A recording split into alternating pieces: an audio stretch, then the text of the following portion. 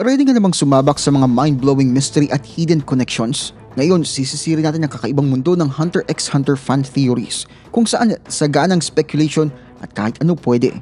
Mula sa secret family ties hanggang sa mga shocking prophecies, hihimay natin ang mga threads ng mga malikhaing konsepto na ito at titignan natin kung may katotohanan ba talaga mga ito. Pero bago pa natin magpatuloy ang diskusyon, make sure na i-hit mo yung like button at i-subscribe ang channel ko kung hindi mo pa nagagawa. At kung gusto mong ma-notify sa bawat bagong video ko, i-click din ang bell icon. Malaking tulong yun sa akin at sobrang na-appreciate ko. Nagawa mo na? Alright, simulan na natin. Imagine this, spiky black hair, lightning fast claws at mahilig sa sakit. Familiar, di ba? Si Phaeton, grabe ang resemblance niya sa infamous assassin family at matagal na itong pinag-uusapan ng mga fans. Grabe yung resemblance ni Phaeton kina Milwaukee at Kaluto Zoldyck at may move din siya na pareho kay Killua, yung extendable claw trick. Tapos wag nating kalimutan yung fetish niya sa torture, parang skill na na-master ng mga Zoldyck. But wait, there's more. Naalala mo yung laban ni Phaeton at Zazan? Habang umiinit, biglang may mga panel sa manga na pinapakita si Kaluto na nag-iisip tungkol sa kanyang misyon na hanapin ang kapatid niya. Si Phaeton kaya ang hinahanap niya at hindi si Killua? Siyempre, speculation ng lahat ng ito, pero pinapakita kung gaano kalalim ang koneksyon ng fans sa mundo ng Hunter x Hunter. Parang sobrang laking puzzle at bawat theory ay dagdag sa excitement. Ikaw, ano sa tingin mo? Si Phaeton ba ay isang hidden Zoldyck o baka Phantom Troop member lang na may dark side? Share mo naman ang thoughts mo sa comment section. Napaisip ka na ba kung papaano ba talaga pinanganak si Gon? May chismis na yung tatay niyang si Jing ay gumamit ng magic item para mabuo si Gon, ang pregnancy stone. Pero bago ka mag-react ng ano yan, magic, makinig ka muna.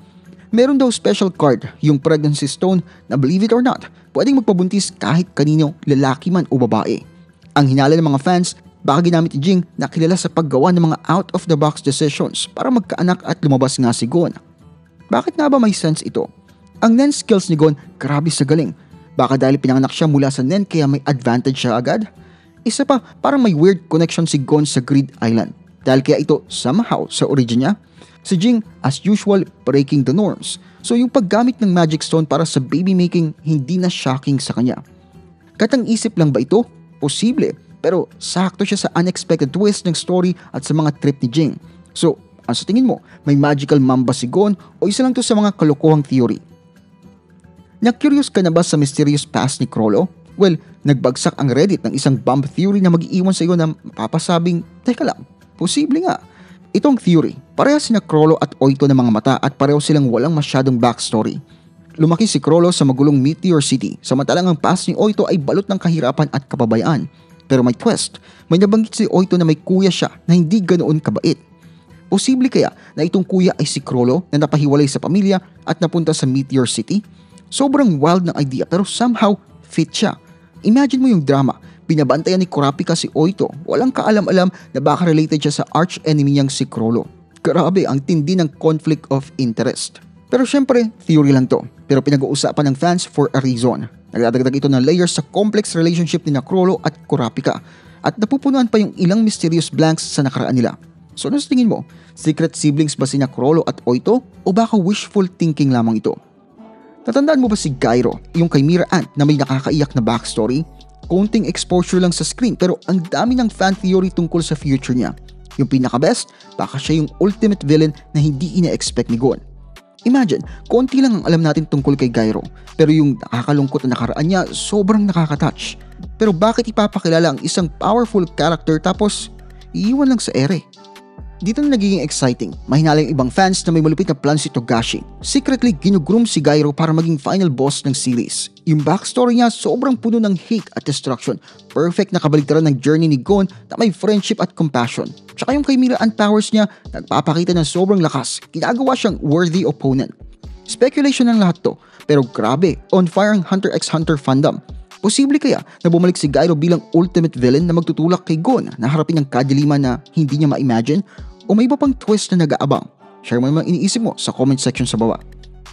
Binigyan tayo ng succession contest arc ng unexpected twist sa bagong duty ni Kurapika. Protektahan si Queen Oito at ang anak niya na si Wobble. Pero ito ang catch, nagiging super heartwarming na ang bond nila. Halos father and daughter goals na nga sila eh. Kaya naman umiikot na ang mga fan theories na parang Nenstorm. May hulang iba na baka may malaking plot twist. Baka hindi makaligtas si Queen Oito. Kung mangyayari yun, may iwan si Wobble na walang guardian. At sino nga bang papalit? Si Kurapika nga.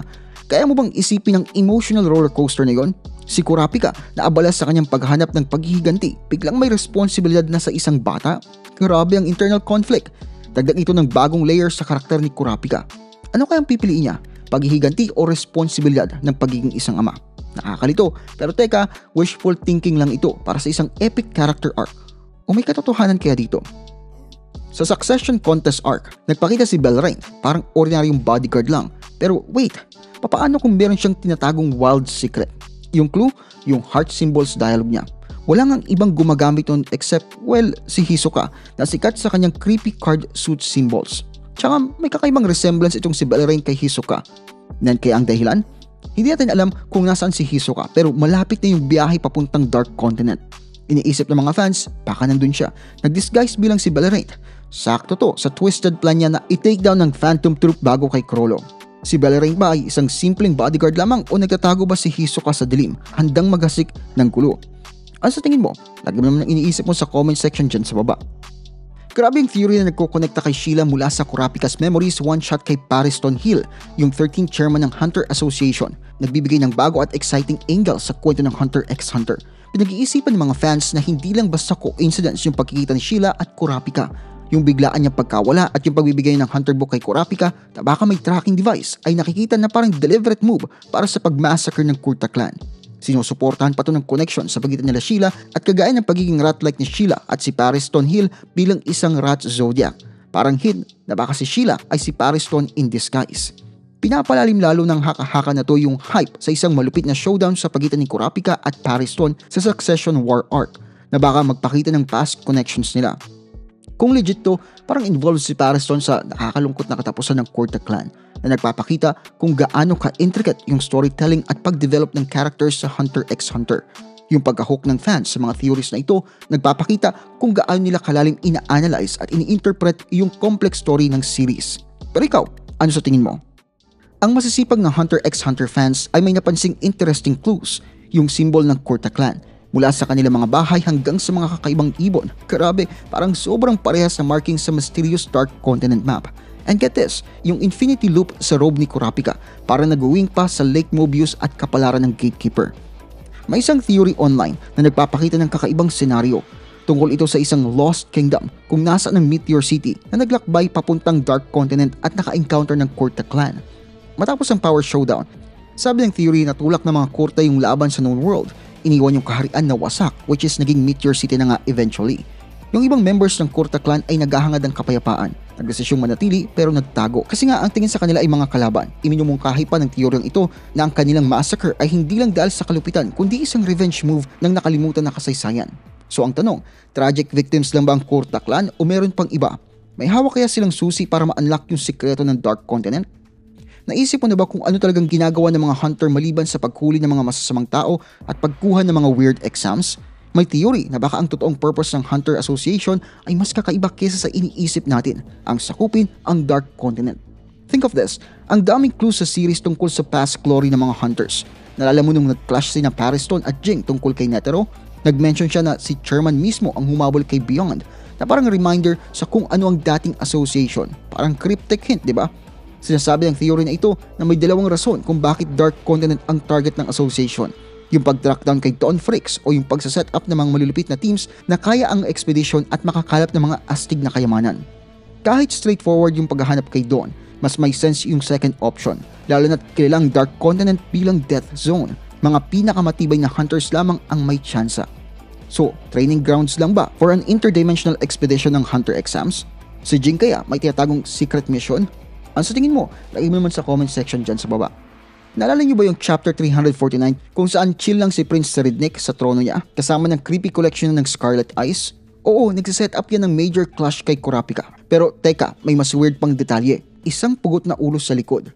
Ang daming theories na umiikot at may isa na naghihintay na nakakagimbal na katotohanan. Posible kayang yun si Pyro, ang childhood friend ni Kurapika na nakatitig na walang buhay sa mga mata?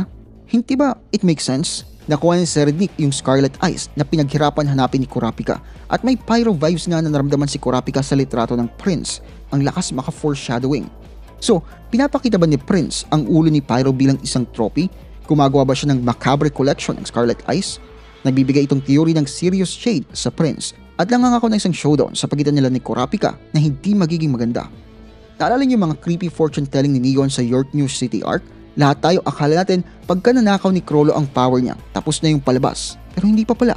Think of this, yung fortune ni Shalnark, pinagsabihan niyang huwag magtawag. Tapos boom, namatay siya matapos niyang kontakin si Crollo. Nagre-ring pa yung phone niya nang lumapit si Hisoka. Sobrang eerie ng foreshadowing. Sinabi ng theory na parang absolute decrease yung mga prediction ni Neon na bumubuo sa destiny ng troop. At ngayon, nanginginig na yung mga fans sa fortune ni Shizuku. Eternal rest in a room filled with black merchandise. Dahil nasa Black Whale sila ngayon, nasiksik sa stolen treasures. Yung black merchandise part parang malapit sa katotohanan. Posible kayang dito magtatapos si Shizuku? So, nakasulat ba yung mga kapalaran ng troop sa mga cryptic rhymes ni Neon? Nakatakda na ba silang sundan ang kanilang mga hinulaang landas? O may kakayahan pa silang labanan ang nakakakilabot na propesya? Naalala niyo ba si Nanika, yung wish-granting mystery mula sa pamilya ng Zoldyck? Ito, may mind-blowing theory na baka magbago ng tingin niyo sa kanya. Posibleng isa siyang AI. Hindi ChatGPT hindi AI. Isa itong nakakatakot na calamities mula sa Dark Continent. Hindi pa to confirm, pero sa Volume 33, nagsimulang maging interesting. Nalaman natin na si I ay isang shadowy figure galing Dark Continent, kilala sa Codependence of Desire. Sounds familiar ba? Fit si Nanika sa description na may wish-granting powers at mystery origins. Plus, pareho daw silang nagmula sa mapanganib na lugar. May isa pang theory na nagdadagdag ng intrigue. Posible kayang si Zig Zoldyck sa kanyang expedition kasama si Netero ay aksidenteng nagdala ng Ai pabalik. Nagposes ba ito kay Aluka na lumikha ng Nanika na kilala natin? Though, theory pa lang ito, for now, pinubuksan itong isang buong diskusyon tungkol sa tunay na kalikasan ni Nanika at ang nakakakilabot na koneksyon sa Dark Continent. So, si Nanika ba, cute na helper o sign of doom? At yan ang video natin for today. Sumisid tayo sa kalaliman ng ilang tunay na nakakaintrigang fan theories. Bawat isa, nagdadagdag ng natatanging layer ng misteryo sa mayaman na mundo ng Hunter x Hunter. Tandaan, theories lamang ang mga ito. Pero pinapakita nila ang hindi kapani-paniwalang dedikasyon at creativity ng kahanga-hangang fandom na ito. May sarili ba kayong theories na gustong ibahagi? Lagay nyo lang sa comment section sa baba at ituloy natin ang diskusyon. Kung nagustuhan mong ginagawa ko dito, huwag kalimutan mag-like at mag-subscribe. Maraming salamat sa panonood at kita-kits tayo sa next video.